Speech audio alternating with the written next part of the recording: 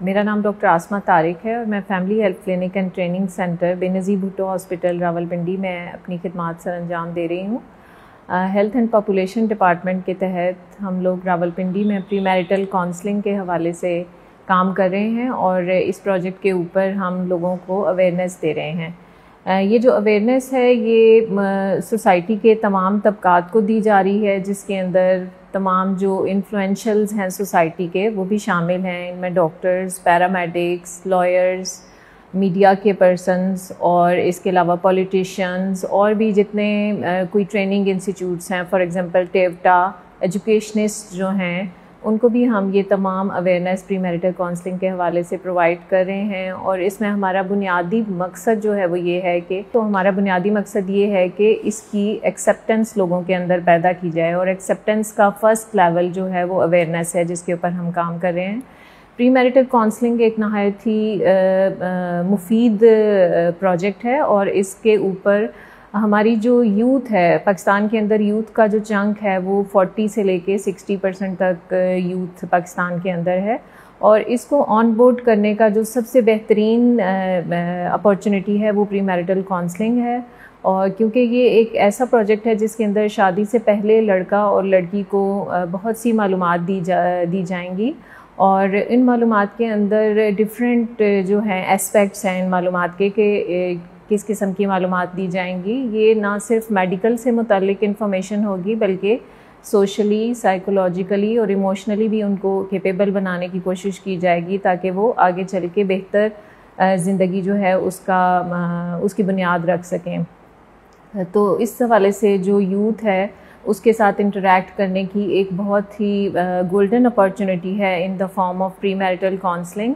और उसको जो है हमें मस्ट इस चीज़ के ऊपर ज़्यादा से ज़्यादा फोकस करना चाहिए क्योंकि this is the right time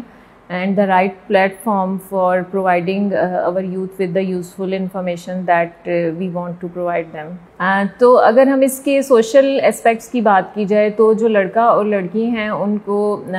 शादी से पहले ये बताना बहुत ज़रूरी है कि वो आगे किस चैलेंज का सामना जो है वो करने जा रहे हैं और किस किस्म के जो रिलेशनशिप के अंदर जो कौन सी चीज़ें हैं वो बहुत ज़्यादा ज़रूरी हैं। उसके अंदर मियाँ और बीवी के एक दूसरे को लेकर जो हुकूक व फ़राइज़ हैं वो भी उनको बताए जाएंगे। जो हस्बैंड एंड वाइफ के रोल्स एंड रिस्पॉन्सिबिलिटीज़ हैं उनके ऊपर भी बातचीत करना बहुत ज़रूरी है क्योंकि हमारी जो यूथ है वो एक फैंटेसाइज़ कर लेती है हर चीज़ को बहुत ज़्यादा और जो उसकी रियल पोजीशन होती है उस रिश्ते की उसको इग्नोर कर दिया जाता है।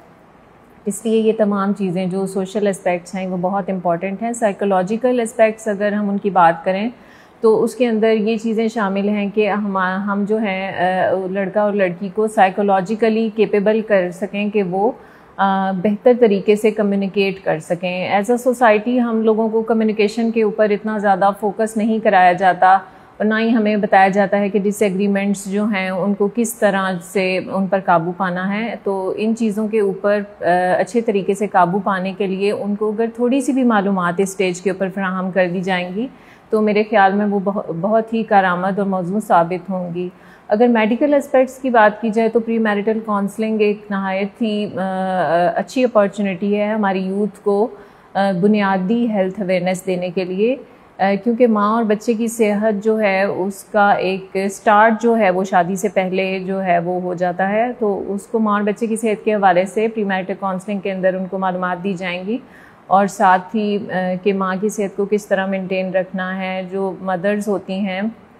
उनकी डाइट क्या होनी चाहिए, उनको कौन से हिफाजती टीके लगने चाहिए और उनका हमल के दौरान कितनी दफ़ा जो मुआयना है वो करवाना ज़रूरी है। ये तमाम चीज़ें प्री मैरिटल काउंसलिंग का एक अहम हिस्सा होंगी। और इसके अलावा जो न्यू बॉर्न बेबीज़ हैं उनकी जो किस तरह से केयर करनी चाहिए, ब्रेस्ट फीडिंग या माँ का दूध जो है उसकी क्या अफादियत है, ये तमाम चीज़ें भी बहुत अहमियत की हामिल हैं। जो नौज़ायदा बच्चे हैं उनको हिफाजती टीके जो हैं वो किन किन बीमारियों से बचाव के लिए लगाए जाते हैं और इनकी क्या इम्पोर्टेंस है, ये तमाम चीज़ें भी इस प्री मैरिटल काउंसलिंग के प्रोजेक्ट में शामिल होंगी। और सबसे अहम चीज़ जिसके बारे में बात करना चाहूँगी वो फैमिली प्लानिंग है। फैमिली प्लानिंग एक ऐसा टॉपिक है जिसके ऊपर हमारी जो यूथ है, लड़का और लड़की, उनको अगर हम बता दें कि ये फैमिली प्लानिंग के तरीके हैं और अगर वो इस शादी के वक्त उन्हें बता दिए जाएं तो उम्मीद की जाती है कि वो अपनी जो इज़्दवाजी ज़िंदगी है उसे बेहतर तरीके से प्लान कर सकेंगे और उसके ऊपर ज़्यादा अच्छा जो है वो काम कर सकेंगे।